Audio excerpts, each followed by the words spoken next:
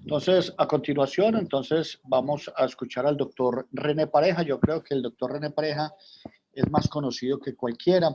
Sin embargo, para resaltar, el doctor ahora está de ginecólogo-oncólogo de la clínica Astorga, que es una clínica de oncología aquí en la ciudad de Medellín, y del Hospital General.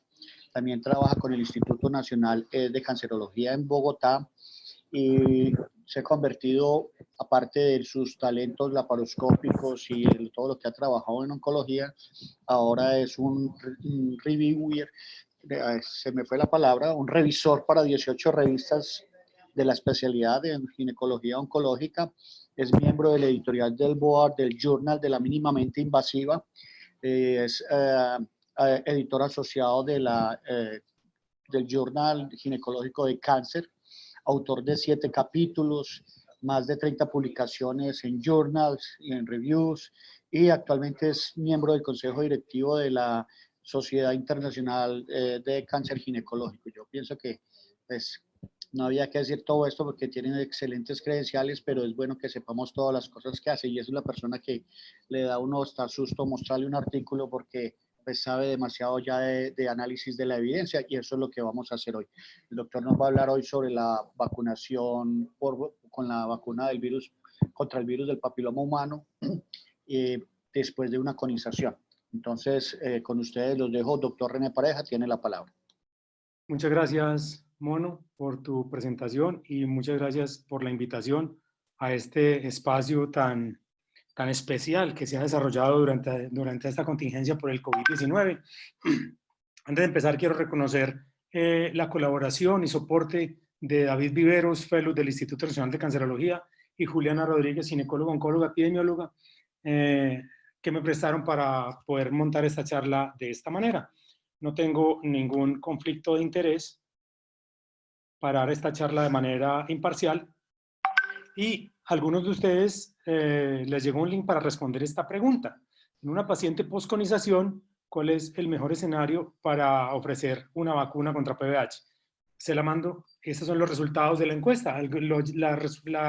Respondieron casi 160 personas. El 65% se la ofrece a todas las pacientes después de conización.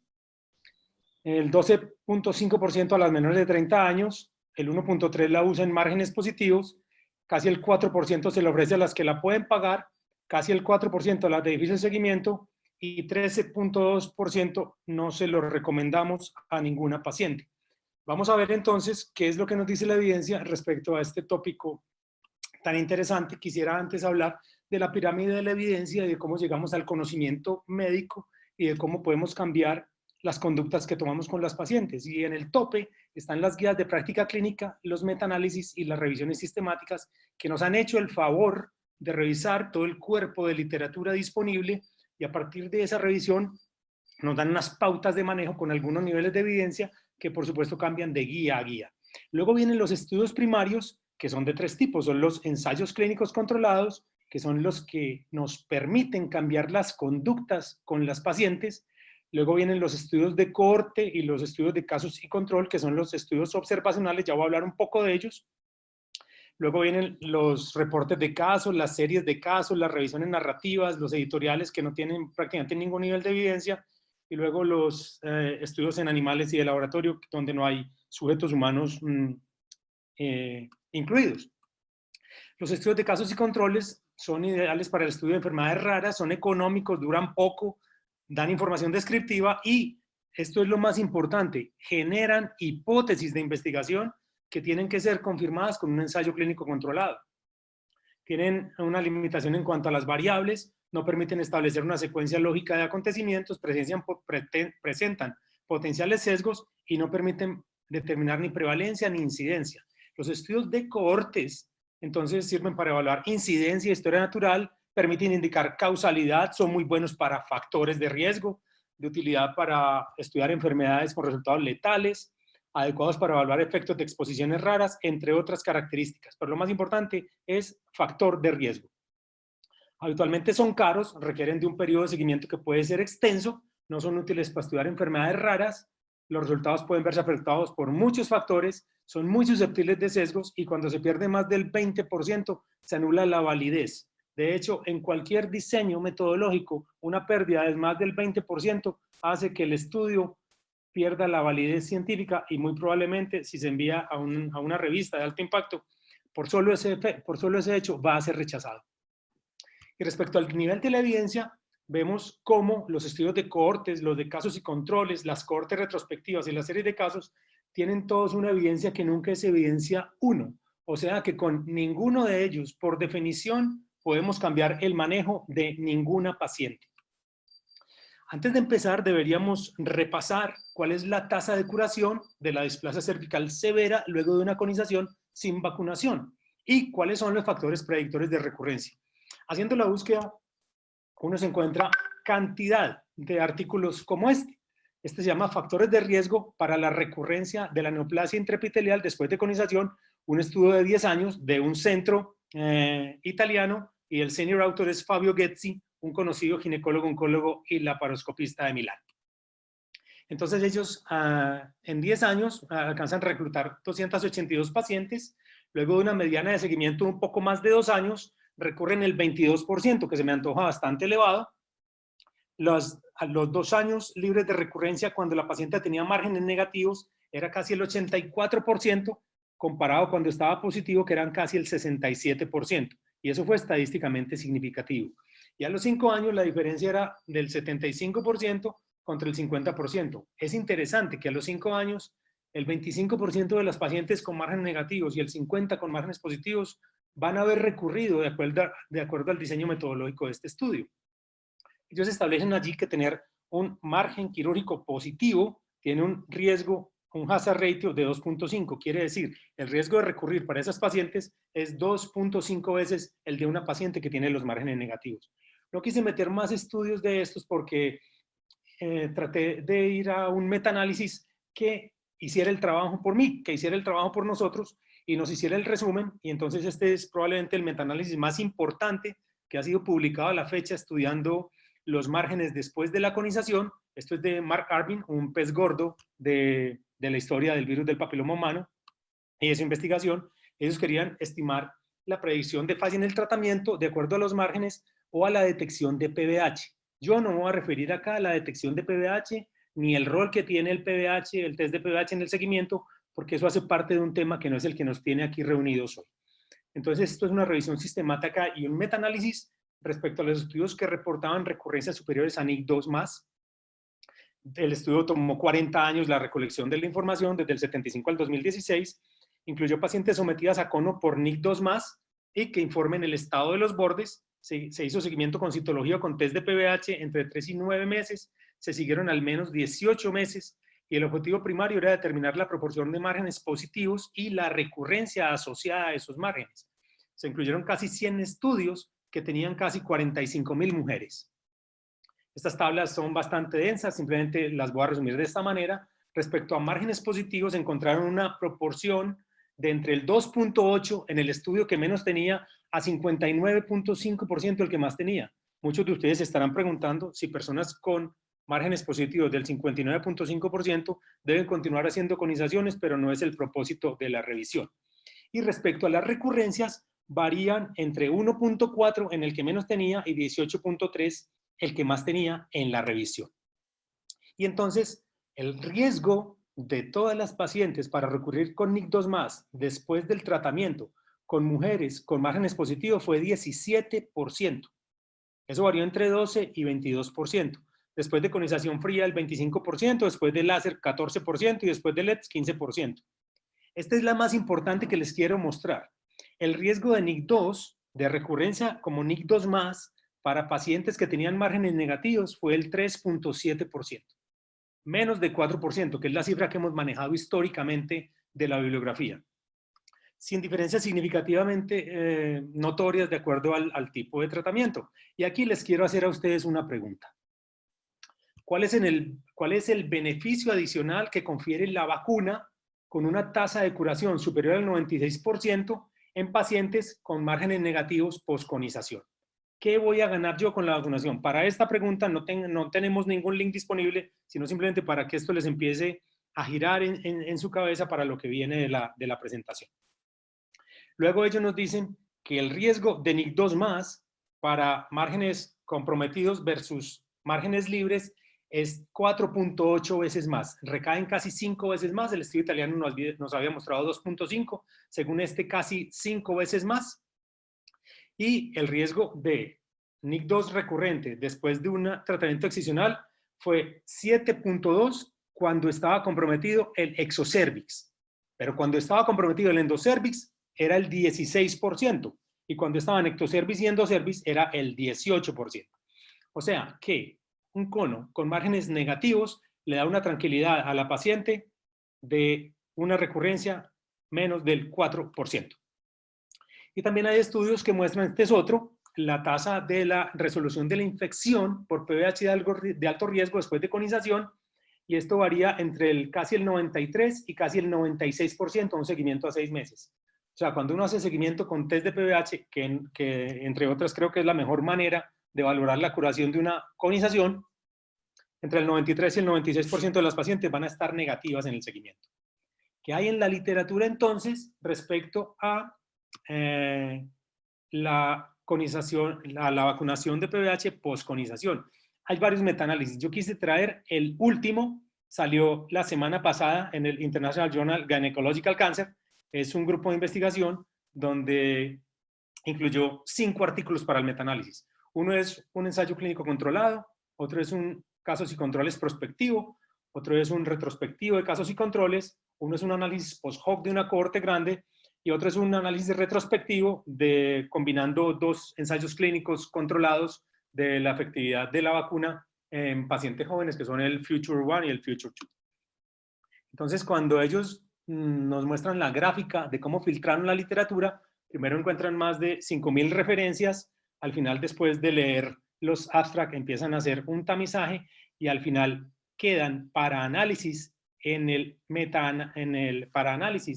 la publicación 5 estudios. Estos son los 5 estudios que ellos metieron para el metaanálisis, que cumplieron criterios para poder sacar conclusiones. Metió el del Hildesheim, que dice que es un estudio clínico controlado, Gelardi, que lo vamos a hablar, que es el italiano que probablemente es en el que muchas personas se basan para tomar la conducta de vacunar a sus pacientes, el de Garland, que es un peso pesado del PVH también, el de Kang, que es coreano, y el de Elmar Jura, el suizo, que también es un análisis retrospectivo de los 2 ensayos clínicos controlados, el Feature 1 y el Feature 2. Luego de mirar estos 3 estudios, ya les voy a mostrar. En este primer MetaView vemos cómo para la recurrencia total de NIC, aparentemente vacunar sirve para que las pacientes no recurran, y esto está a la izquierda y no cruza la unidad, excepto en el estudio en Hildesheim, en Kang y en Garland, pero de acuerdo a Joura y de acuerdo a Gelardi, esto sería una intervención favorable.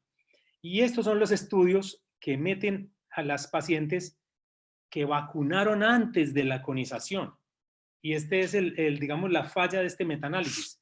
Son estudios donde las pacientes fueron vacunadas, después en su seguimiento hacían una displasia, les hacían una conización, y resulta que cuando compararon esas pacientes vacunadas que hacen displasia y les hacen cono, con pacientes no vacunadas que hacen displasia y les hacen cono, las pacientes vacunadas recaen menos. Pero ese no es el asunto que nos tiene acá sentados. El asunto que nos tiene acá sentados es la utilidad de la vacuna después de un cono. Entonces este es el de Garland, que es simplemente mujeres que ya fueron vacunadas, y es un análisis post-hoc de uno de los ensayos clínicos, este es probablemente del Patricia, con vacuna bivalente. Este es el Marjoura, de los de Future 1 y Future 2, y este es Hildesheim, que hacen lo mismo, mujeres que ya fueron vacunadas. Razón por la cual no los voy a tener en cuenta porque no hacen parte del análisis que tenemos que hacer. Hay un ensayo clínico controlado que encontré en la revisión de Karim Isarchi, que es un ginecólogo oncólogo, este es turco, y hace un ensayo clínico controlado donde 328 pacientes las enrola y aleatoriza a 312. 158 les iban a dar vacuna tetravalente después del cono y a 154 no les iban a dar vacuna, sino que las iban a dejar únicamente en seguimiento. De esas 138 fueron analizadas en el de vacuna y 104 en el grupo de seguimiento, el grupo de seguimiento tiene 30% de pérdidas. Les había explicado que más de 20% es inadmisible para considerar un estudio al menos susceptible de ser revisado, porque desde el punto de vista epidemiológico se entiende que una fracción mayor al 20% hubiera podido influenciar los resultados del estudio, y el estudio no cumplió con el reclutamiento que tenía, entonces no es interpretable. Y segundo, y más grave, 1/3% de las pacientes tienen NIC1. Y NIC1, como muchos saben, es una condición que no requiere tratamiento y menos vacuna y menos conización. Razón por la cual no incluí este estudio básicamente por metodología en esta revisión, y nos quedan dos. Nos quedan el estudio coreano de Kang acerca de que si la vacuna con Gardasil, luego de la conización con ASA, es efectiva en prevenir la recurrencia en pacientes con NIC2-3, y el estudio Esperanza, que es el de Alessandro Gelardi, el italiano, acerca de vacunación después de tratamiento de NIC2+. Esos son los dos que nos vamos a dedicar a mirar con un poquitico más de detalle. El primero es el de Kang. Este fue un estudio publicado en el 2013 en Gynecologic Oncology, y eso ya habla un poquito de la calidad del estudio. Gynecologic Oncology es la revista, digamos, mejor posicionada de la ginecología oncológica, con un factor de impacto alto y con una tasa de rechazo superior al 85%. Entonces, poder publicar un artículo ahí, ya dice que el artículo nos va a decir algo por lo menos interesante.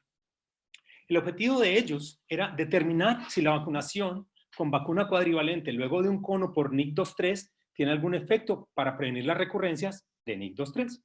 Entonces fue un estudio retrospectivo, y aquí su primer inconveniente. Entre agosto del 2007 y julio del 2010, más de 700 pacientes entre 20 y 45 años con diagnóstico de NIC2-3 y se les hizo conización fueron incluidas. 360 recibieron la vacuna cuadrivalente y 377 se siguieron de acuerdo al protocolo institucional. No había una aleatorización ni un sorteo para administrar la vacuna a ninguna de las pacientes. Según el protocolo de ellos, la primera dosis de vacuna se aplicaba a la semana de la cirugía, la segunda a los 2 meses y la tercera a los 6 meses, como se sugería en los primeros esquemas de vacunación con Gardasil. Se hacía seguimiento trimestral el primer año con colposcopia, citología y test de PBH, que parece mucho también, de acuerdo al conocimiento que tenemos ahora, semestral el segundo año y luego anual. Entonces, las recurrencias fueron 34, o sea, menos del 5% en la cohorte total, sin tener en cuenta el tipo de PBH en la recurrencia. Sabemos que después de conización la recurrencia pues, puede ser bien baja. Las vacunadas recurrió el 2.5% y las no vacunadas recurrió el 7.2%, o sea, 3 veces más en las que no recibieron vacuna. Cuando se hizo el análisis por el tipo viral y se remitió solamente a 16 a 18, recurrieron 2.5% en las vacunadas y 8.5% en las no vacunadas. Y eso fue estadísticamente significativo.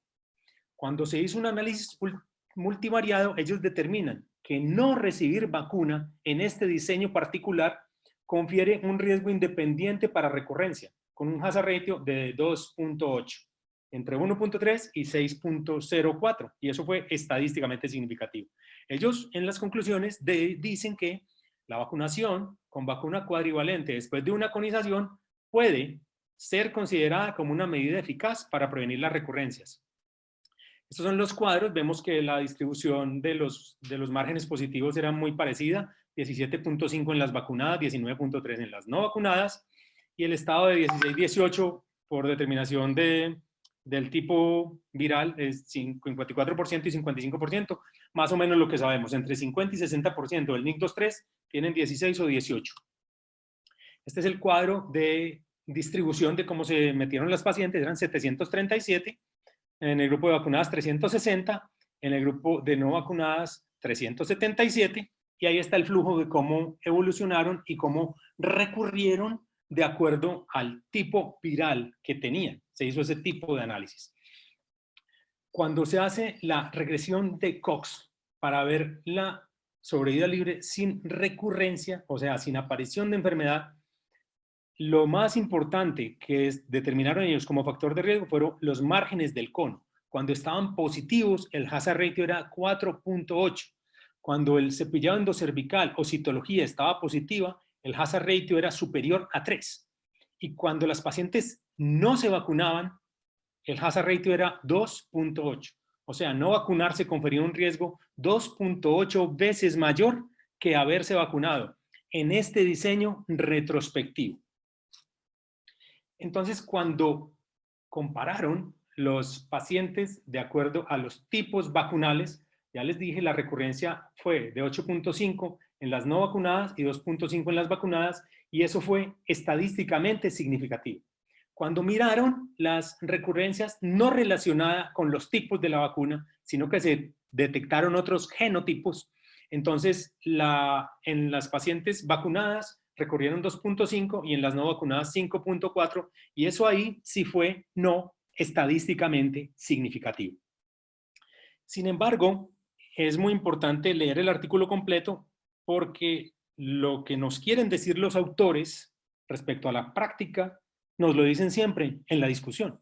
Y en la discusión está este último párrafo: un ensayo clínico controlado, doble ciego y un estudio de eficacia se requieren para confirmar que la vacunación previene las recurrencias en pacientes que son sometidas a conización por NIC2 y NIC3 y para definir el tiempo preciso para empezar la primera dosis de vacunación con vacuna tetravalente después de una conización, para no perder la oportunidad de vacunar a estas pacientes después de haber desarrollado la enfermedad.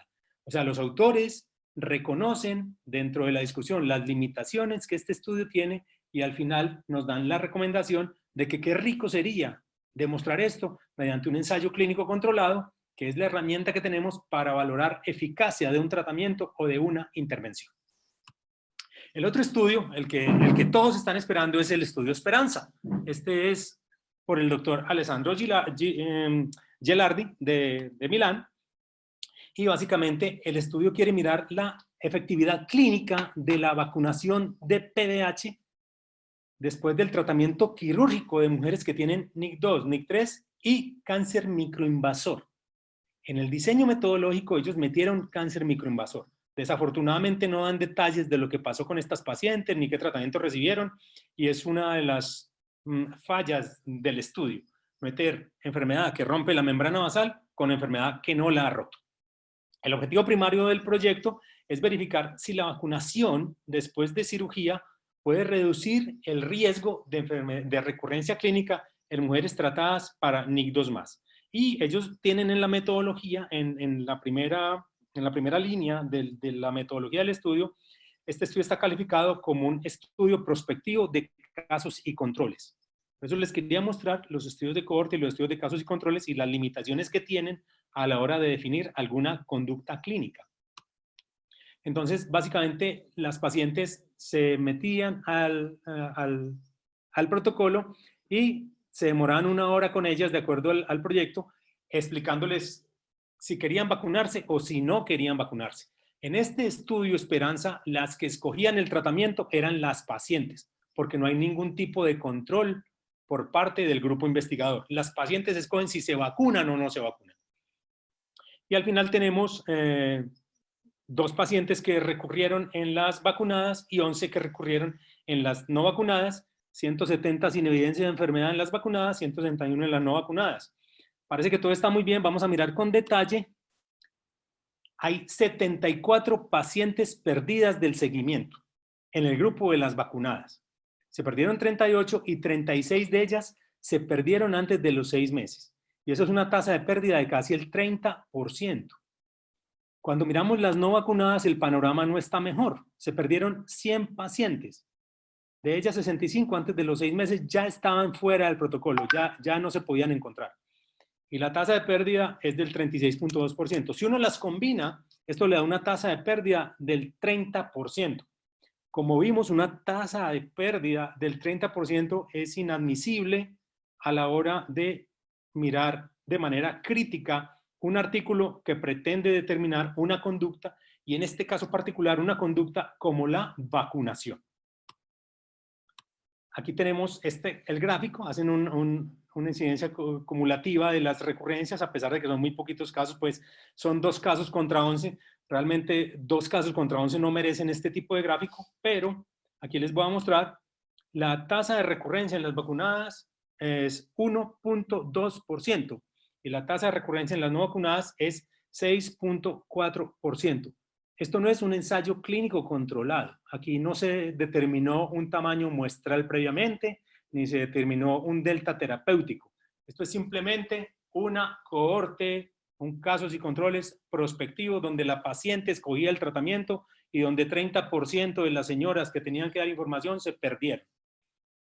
Y lo más interesante es que ellos dan un porcentaje de riesgo en la reducción, que obviamente es el inverso del hazard ratio, del 81.2%. O sea, basándose en 1.2% de recurrencia en las vacunadas, ellos dicen que la reducción que yo ofrezco vacunando pacientes en este diseño, que no es para tomar una decisión terapéutica ni de intervención, la reducción que obtengo es el 81.2%. Si ustedes se toman el trabajo de mirar el intervalo de confianza, va entre 34 y 95.7.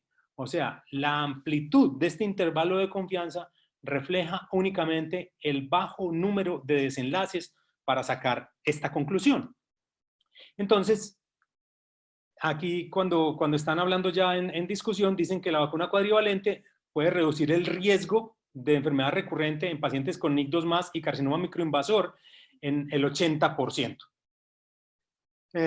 Dice que esto es efectivo incluso para los pacientes con cáncer de cuello uterino inicial. Las implicaciones de esta estrategia pueden influenciar el manejo de las enfermedades relacionadas con el PBH y empiezan.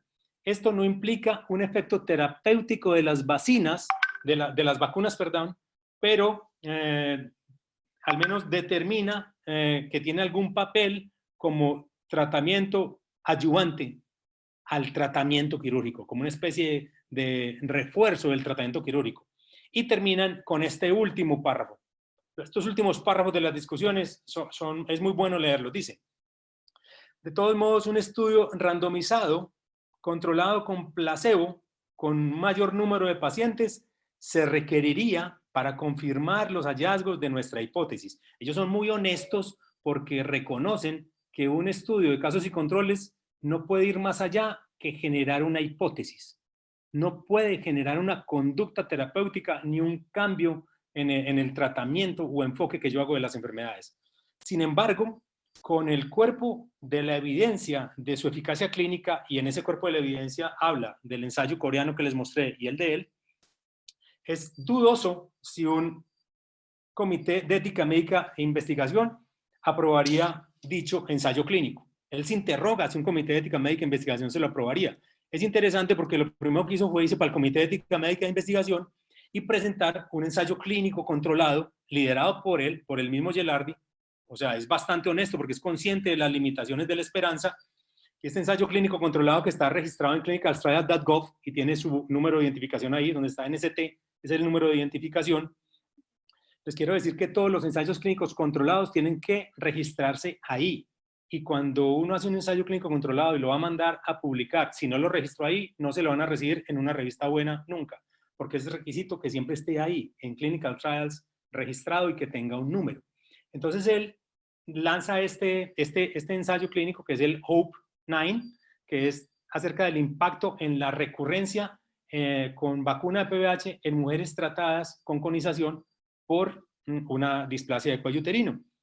Él hace aquí un análisis, está señalado que hay algunos estudios que soportan esta conducta y que él quiere hacer un ensayo clínico controlado al respecto. El objetivo primario es ver la eficacia de la vacuna no navalente en prevenir la recurrencia de NIC2+ en pacientes a los que se le ha hecho un cono por displasia.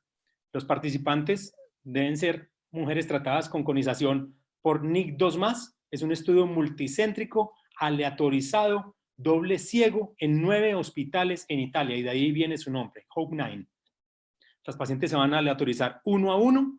El endpoint primario va a ser la recurrencia acumulativa de NIC2 después de la conización, y hay otros resultados secundarios como la persistencia de la infección por PBH, enfermedad anogenital, y etcétera, etcétera. Les tengo resaltado acá, la muestra está calculada para que sean 1,220 pacientes basados en una recurrencia esperada de menos del 6%.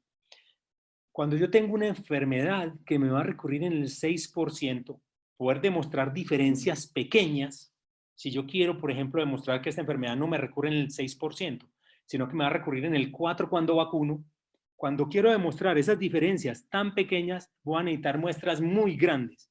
Y por eso es que esta investigación va a requerir más de 1.200 pacientes para demostrar si una recurrencia del 6%, que en mi concepto ya es muy buena, la puedo bajar a 5, a 4 o a 3%. Entonces, ellos sí determinaron un tamaño muestral y determinaron un gap terapéutico para poder realizar un ensayo clínico controlado, completamente distinto a los otros dos que revisamos, que eran estudios retrospectivos.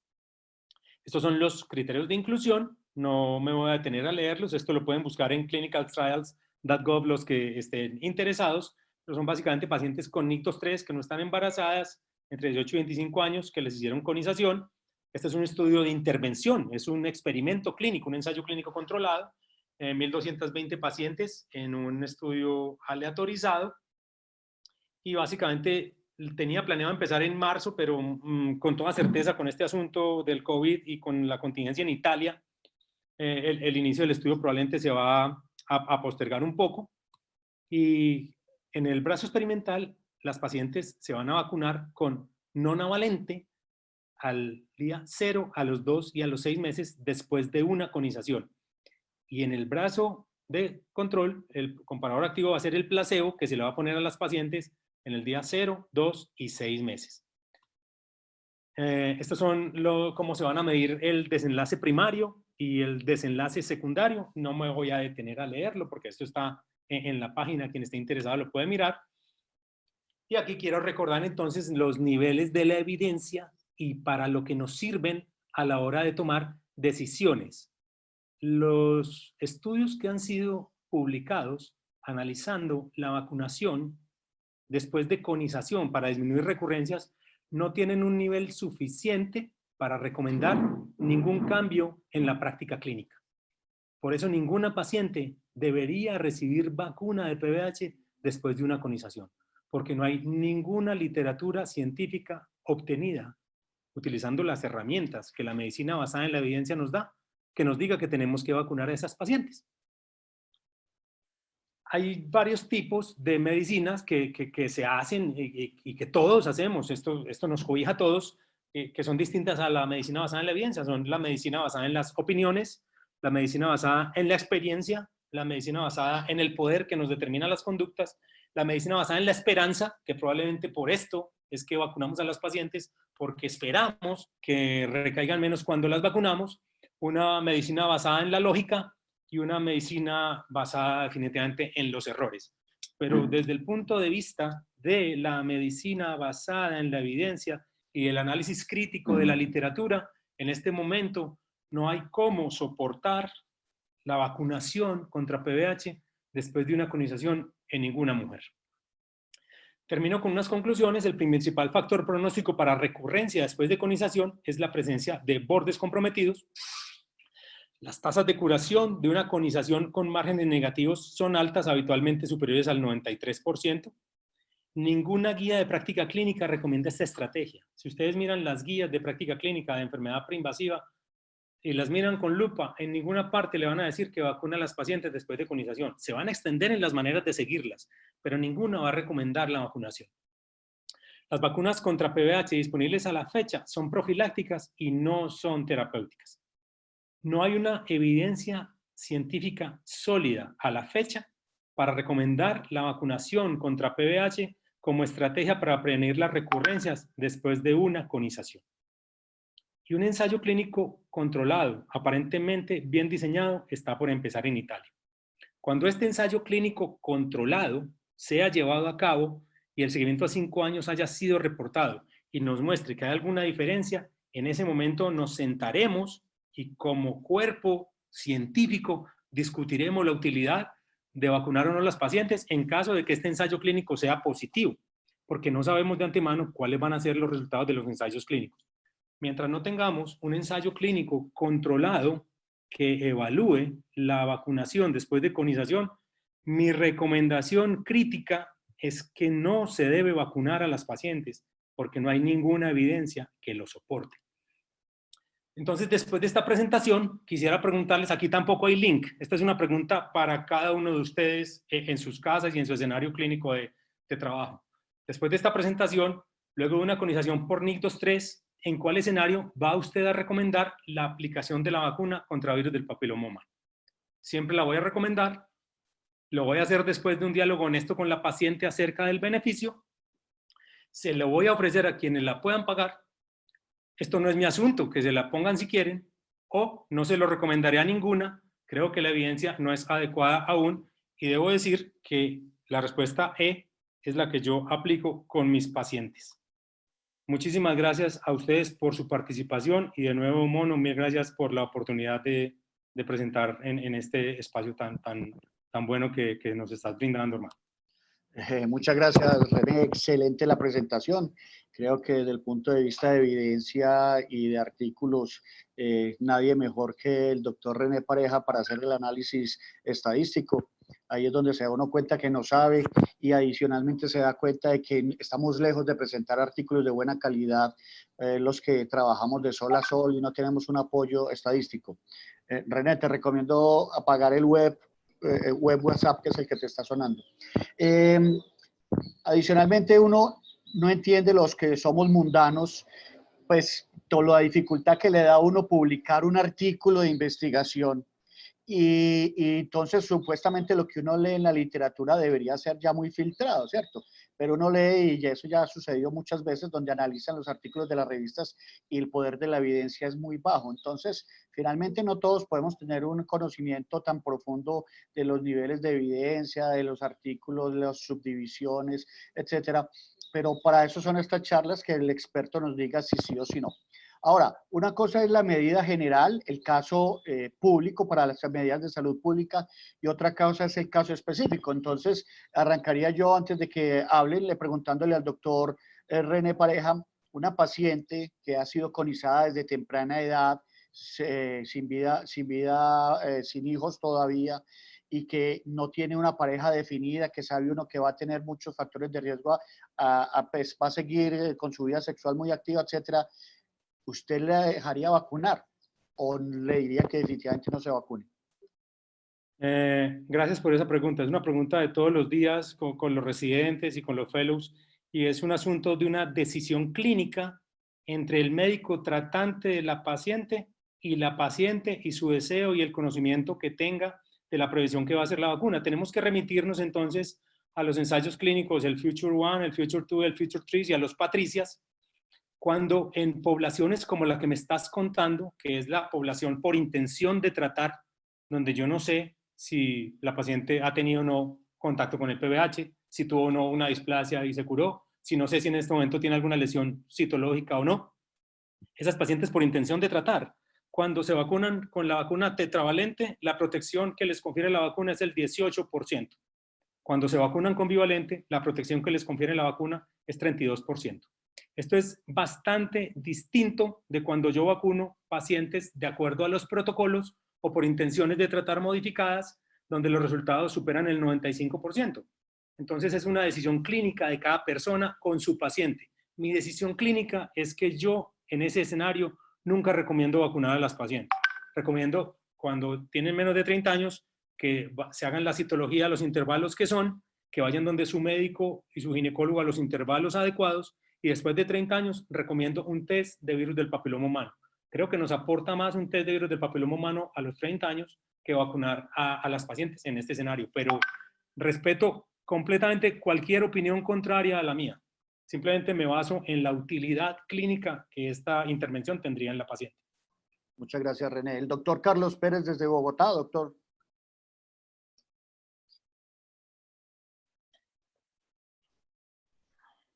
Ya le abrí el micrófono, doctor Carlos Pérez.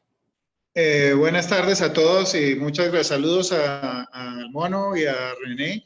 Y como siempre, René con unas explicaciones muy sólidas. Y yo simplemente lo que quería opinar es el concepto que igual siempre todos hemos tenido la esperanza de que algo nos ayude a mejorar la recurrencia. Afortunadamente, la recurrencia en los conos es muy baja y sobre todo si los bordes son negativos. ¿Qué es lo que uno aspira? A que realmente podamos hacer un seguimiento adecuado con pruebas de BPH, estar muy acuciosos en las que tienen bordes positivos, es decir, hacer un seguimiento. La esperanza es ver la recurrencia muy pronto y retratarla o hacer lo que uno tenga que hacer muy pronto en vez de estar esperanzado en que la vacuna le va a quitar a uno ese problema. Y como lo dice René, ese gap muy pequeño de bajar de 6% a 4%, implicando unos costos y un esfuerzo adicional, pues es muy grande. Sin embargo, yo también estaría de acuerdo en que uno tiene que discutir con la paciente lo que la paciente quiera, porque muchas pacientes le preguntan a uno si se pueden vacunar o no.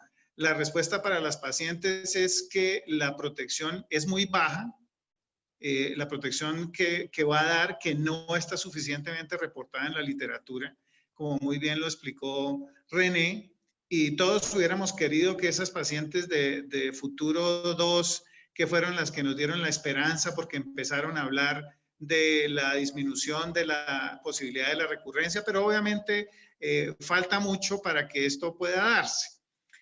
Adicionalmente, la otra esperanza que se tiene con las mujeres adultas es que hay unos estudios muy viejos, unos estudios de unos suecos del doctor Edgren, muy viejos del 2007, donde revisaron pacientes del año 68 al 2004, como unos casi 30 años, que pacientes que tuvieron NIC3 y les midieron 30 o 20 años después la posibilidad de tener cáncer vulvar, cáncer vaginal, cáncer anal, y vieron que hay mucho más riesgo en las pacientes que tuvieron NIC3 que esas pacientes hicieran otros tipos de cánceres por ser una enfermedad multicéntrica.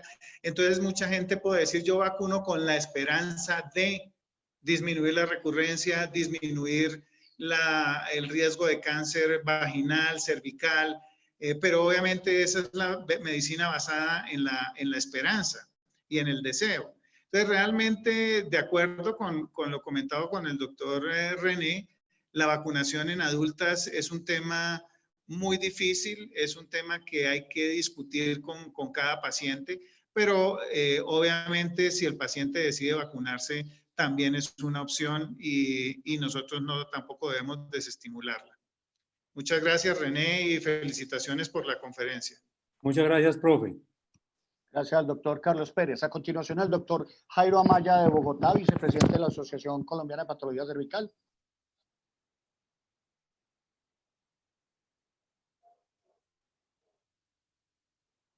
Jairo, activa el micrófono.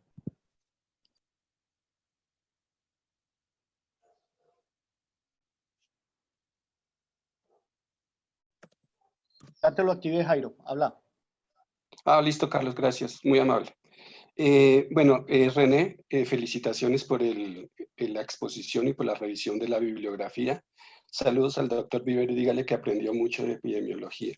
De verdad, me sorprendió que esta charla hubiese llegado a las conclusiones que llegó. No porque no lo supiera, sino porque es muy poca la gente que tiene la valentía de decir que la vacuna no sirve en determinados escenarios como este. Y yo vuelvo y ratifico lo mismo. Lo vengo diciendo desde cuando apareció la revisión Cochrane del año 2018, donde muestran unos escenarios muy claros, donde ellos hacen, digamos, un análisis por subgrupos y nos demuestran que la vacunación en mayores de 26 años no tiene ninguna utilidad. Y básicamente ellos cuando hacen el análisis de cuál es la efectividad de la vacuna en mayores de 26 años, encuentran que ni siquiera previene, es efectiva para disminuir la incidencia de NIC2 o más en mujeres por BPH 16 y 18, con unos intervalos de confianza que no son significativos y con una aparente reducción como del 26%, que finalmente no es significativo. Cuando hacen el análisis para la efectividad de la vacuna en mujeres mayores de 26 años, que se vacunan mayores de 26 años, y tratan de evaluar el desenlace de NIC2 o más para cualquier tipo de BPH, la efectividad de la vacuna, el RR que nos muestra esa revisión de Cochrane es de 1.04, o sea, la conclusión es que es más riesgo vacunarlas a las señoras si es que analizamos la evidencia como nos la muestra Cochrane. Entonces, cuando uno revisaría esto, ¿quiénes son las mujeres que son sometidas a conización? Generalmente son mujeres por encima de los 30 años que ya tienen la lesión por BPH 16 y 18 muy probablemente. Entonces, estas mujeres de entrada casi que uno ni siquiera pensaría vacunarlas. Si bien es cierto que cuando uno revisa la literatura y dice que la lesión, la detección del BPH se disminuye en un 94% después de la conización, en estudios que han hecho pre- y post-conización de prevalencia de BPH, se evidencia una disminución del 94%. Uno pensaría, bueno, si se desapareció en un 94%, pues tendría alguna efectividad la vacuna. Pero realmente las mujeres ya tienen una lesión aquí en otra parte, como dice Carlos, que es multicéntrica estas lesiones. Por lo tanto, yo me imagino, y estoy de acuerdo con las conclusiones de René, que realmente no tiene sentido vacunar a las mujeres por posconización por una razón. Primero, porque ya tienen la lesión y esta vacuna no es terapéutica, sino es profiláctica. Y segundo, porque es un grupo de mujeres que son mayores de 26 años que ya no deben ser vacunadas porque la evidencia suficientemente nos ha demostrado que la vacuna solo es efectiva y es muy, muy efectiva si se vacuna a mujeres menores de 15 años que no hayan iniciado relaciones sexuales o hasta los 26, pero que se demuestre que son BPH 16, 18 negativas o ahora en la nonavalente cuando venga. Y por lo tanto yo me imagino que ese estudio que va a hacer el doctor en Italia, ya casi que las conclusiones uno se las puede imaginar por todo esto que la evidencia nos ha demostrado. Era eso lo que quería comentar. Gracias, Carlos. Y René, felicitaciones nuevamente. Un excelente abordaje de lo que es la lectura de la evidencia. Gracias.